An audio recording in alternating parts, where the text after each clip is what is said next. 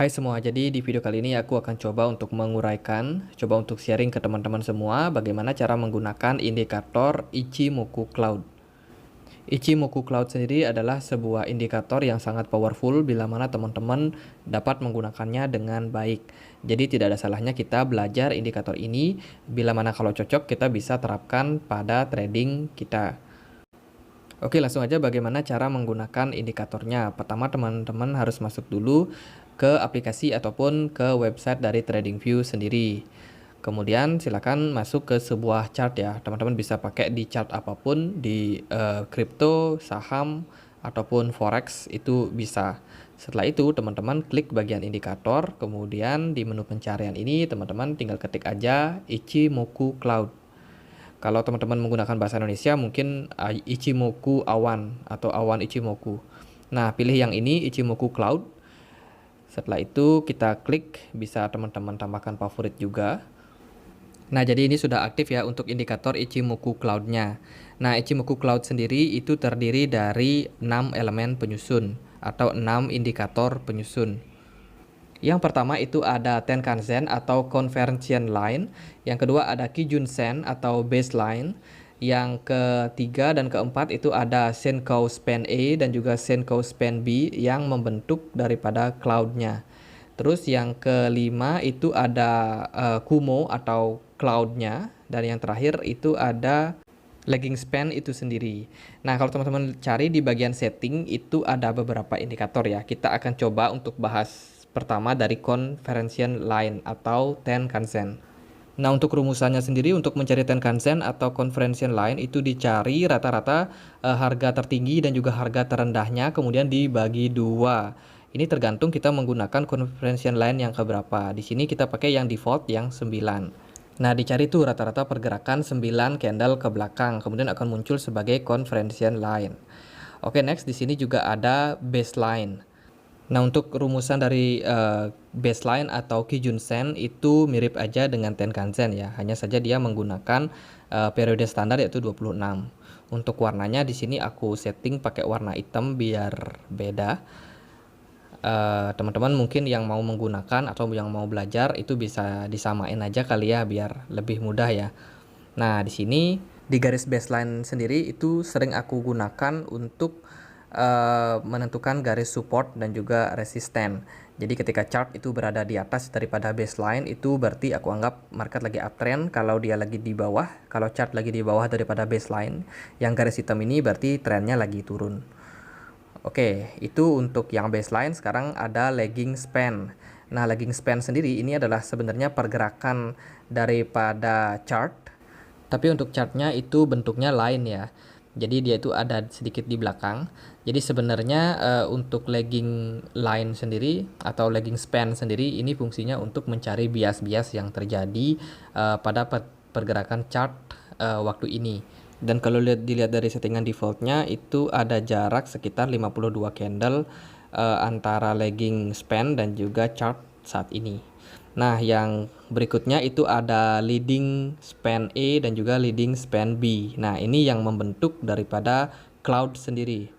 Nah, terdiri dari dua garis, ada yang span A yang warna hijau, ada juga yang span B yang warna merah. Oh ya teman-teman, untuk span A dan juga span B ini juga bisa menjadi garis support dan juga resisten ya.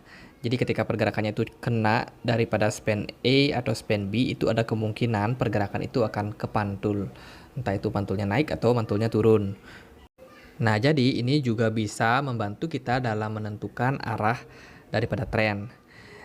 Nah, berikutnya ini ada yang disebut sebagai Kumo atau cloud-nya, bayangan daripada awan itu sendiri. Jadi kalau warnanya merah itu mengindikasikan kalau ya turun ya. Kalau yang hijau berarti ada indikasi untuk naik. Nah, yang menarik daripada Ichimoku Cloud ini dia itu bisa memberikan leading indikator atau bisa dibilang indikatornya itu ada di depan chart. Jadi kita tuh sudah kayak dapat sinyal gitu. Ingat ya, kayak sinyal, bukan sinyal dalam arti untuk jual atau untuk beli, tapi kita minimal itu dapat indikasi bahwa kedepannya akan seperti ini pergerakan market.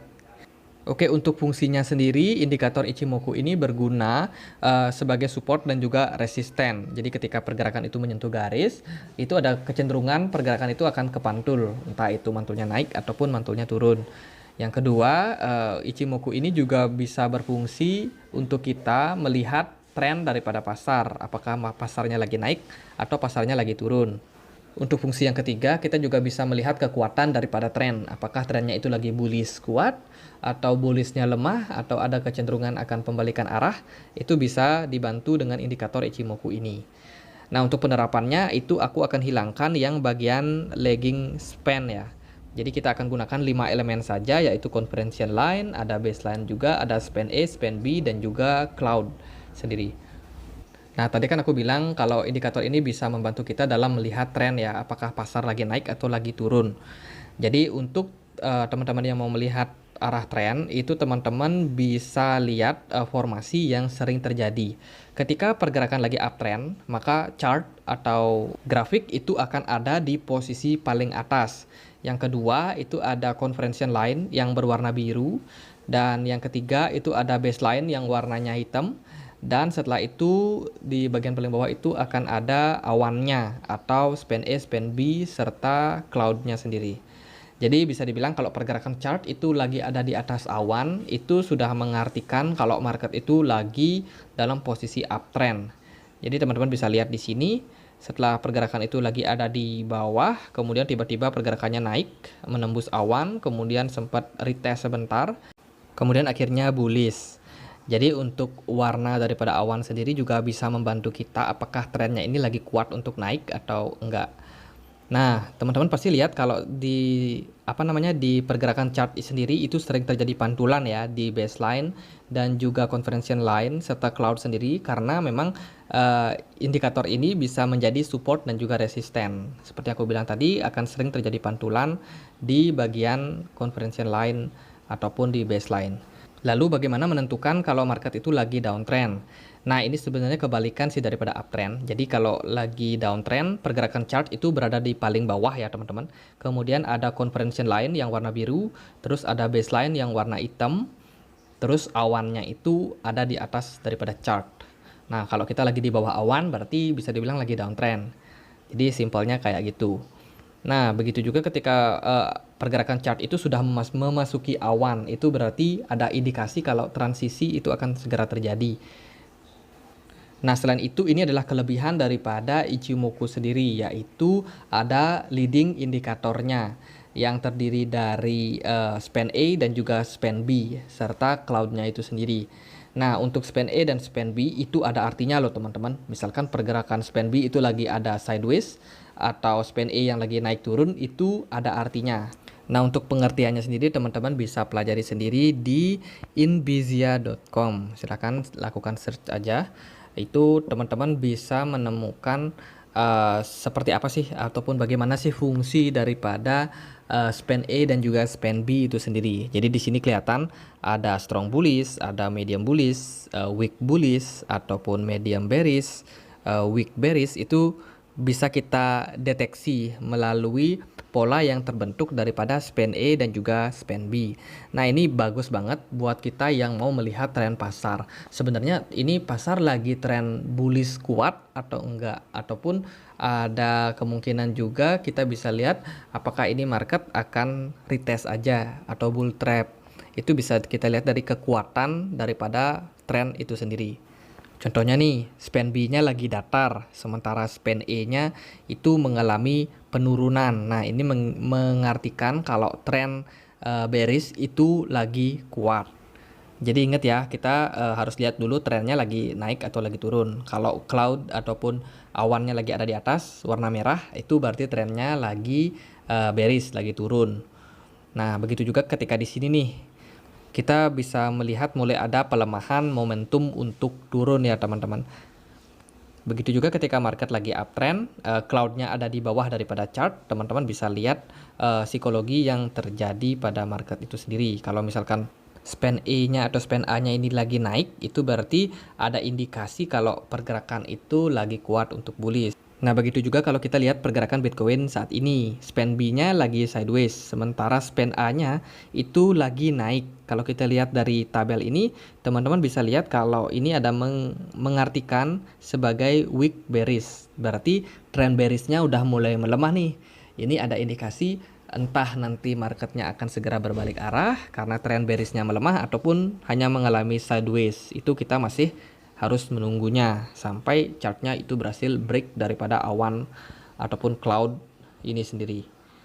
Nah, untuk indikator Ichimoku sendiri, teman-teman bisa pakai di time frame berapapun. Entah itu time frame yang besar seperti 1 hari, 4 jam, 1 jam itu bisa. Ataupun teman-teman yang mau pakai di time frame kecil 15 menit, 5 menit, 1 menit itu juga bisa. Hanya saja untuk keefektifannya itu lebih baik kita gunakan di time frame yang besar. Ini bagus banget buat teman-teman yang melakukan swing trading. Jadi wajib untuk belajar tentang Ichimoku Cloud. Nah, kalau misalnya mau scalping gimana nih trading jangka pendek? Nah, kalau teman-teman mau scalping ya tentunya harga dalam jangka pendek itu dipengaruhi sekali sama emosi. Jadi penggunaan indikator ini bisa jadi kurang efektif. Mengingat emosi setiap orang itu atau emosi dari market itu akan berubah setiap menitnya. Oke, berikutnya kita akan coba belajar untuk menentukan atau melakukan open posisi ya, teman-teman. Jadi kita akan pakai chart dari Bitcoin aja. Teman-teman juga bisa praktekkan ini sendiri menggunakan aplikasi dari TradingView ya. Nah, sekarang kita akan coba bagaimana kita bisa melakukan open posisi. Jadi meskipun kita menggunakan chart yang sudah kita hafal, tapi kita akan coba gunakan indikator ini untuk membantu. Oke, pertama-tama pastikan dia itu sudah break daripada awan ya teman-teman. Dengan posisi yang seperti yang kita bilang tadi, ada conversion line. Setelah chart ada conversion line, kemudian ada baseline, dan juga di bawahnya itu ada awan. Nah, di sini sudah kelihatan ada hijau, berarti ada indikasi akan terjadi pembalikan arah. Oke, tapi untuk conversion line dan juga baseline itu belum menembus awan, teman-teman. Jadi lebih baik jangan dulu pasang harga ketika dalam kondisi kayak gini. Kita pasang harga ketika, nah ini sudah mulai kelihatan nih posisi chart, kemudian ada conversion line, terus juga ada baseline dan juga awan paling bawah. Di sini teman-teman bisa masuk ya, bisa melakukan buy. Nah, sebelum entry, tentunya kita harus memikirkan di mana kita akan pasang stop loss. Nah, untuk metode pemasangan stop loss itu nggak ada sesuatu yang baku. Teman-teman bisa pasang di conversion line, bisa di baseline, bisa di cloud-nya. Nah, kalau aku sendiri itu lebih memilih untuk pasang di baseline yang warna hitam ya teman-teman. Karena kalau di conversion line itu terlalu dini. Kalau taruh di awan itu terlalu dalam. Takutnya nanti malah jeblok terlalu dalam untuk pasang stop loss. Nah, ini bisa sesuaikan dengan preferensi teman-teman. Kalau kalian toleransi resikonya itu rendah, taruh di baseline itu oke. Kalau kalian toleransi resikonya dalam, itu mau pasang di bawah, dipasang di awan juga bisa. Cuman ini pasti akan ada plus minusnya. Atau teman-teman yang punya pemikiran untuk pasang mungkin 10% minus teman-teman stop loss itu juga bisa. Sesuaikan aja sama diri kalian, sesuaikan dengan trading plan teman-teman sendiri. Nggak ada cara baku untuk melakukan stop loss bila mana kita menggunakan metode daripada Ichimoku sendiri. Nah, kalau aku sih tetap di baseline karena baseline itu cenderung lebih di tengah-tengah ya, lebih di tengah-tengah, nggak terlalu dangkal, nggak juga terlalu dalam.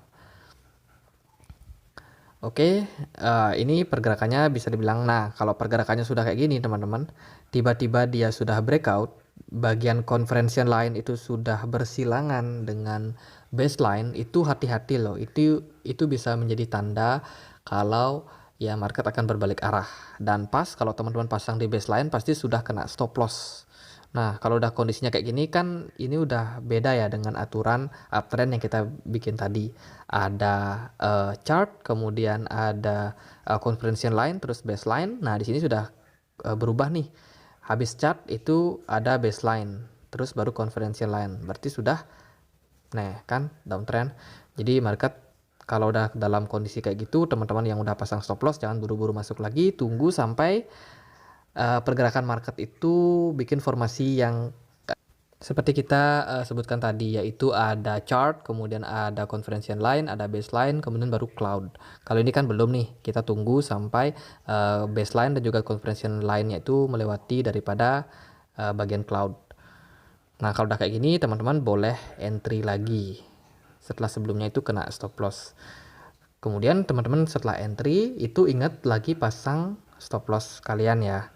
Jadi jangan lupa pasang stop loss untuk jaga-jaga bila mana market itu tiba-tiba bergerak tidak sesuai dengan keinginan kita. Nah, ini kebetulan karena kita tahu sendiri kalau market itu naik, jadi ya udah naik.